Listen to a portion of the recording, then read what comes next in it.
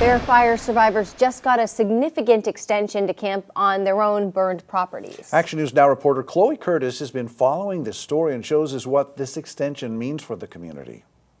Under the agenda's original proposal, an extension of 6 months was suggested, but today Butte County Board of Supervisors voted to extend it by 18 months through June 2025.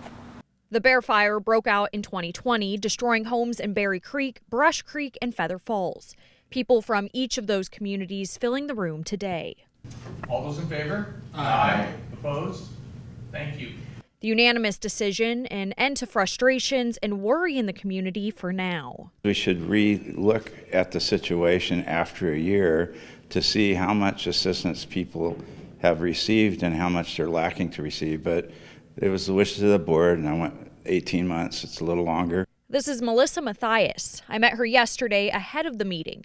She's lived in Berry Creek for about 10 years and says the extension is a step in the right direction. The original time frame, it would end at the end of winter, so that doesn't really allow anybody to do very much. You know, a lot of things can be done in the springtime, so, going forward, we just need, more resources, more funding. It was a packed room, many people carrying signs like these to the podium, including Jennifer Phillips. She's lived in Berry Creek just a few years, but says it's the place she wants to raise her 4 children. So my children are in the Berry Creek School, and I wish to remain there forever. Our family is working right now to get our permits. Phillips says for many, there have been financial barriers to rebuilding. She hopes with the extension and further support from the county, more people can rebuild if they want to. People who are very low income and were seriously impacted by the fire, and even at the end of this 18 months, still might not have the means to rebuild. I know personally a lot of disabled veterans and people who lost everything in the fire. They've lived in Berry Creek for 50 plus years.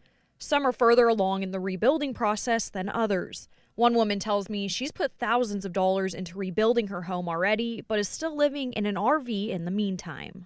We need consistency. We need, everybody to be on board at the same time. I don't see how other people who are not in the same position.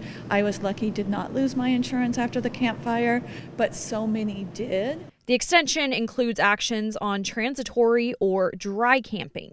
6 months from now, enforcement against dry camping will happen. And or people that are just moving on other people's land without permission, and they need to be moved out, and it's the wishes of the community. I heard it loud and clear today. The Department of Development Services has issued nearly 90 building permits for survivors so far.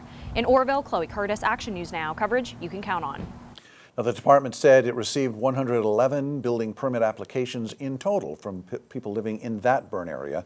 People must have a building permit by June of 2025 to continue staying on their property as they rebuild.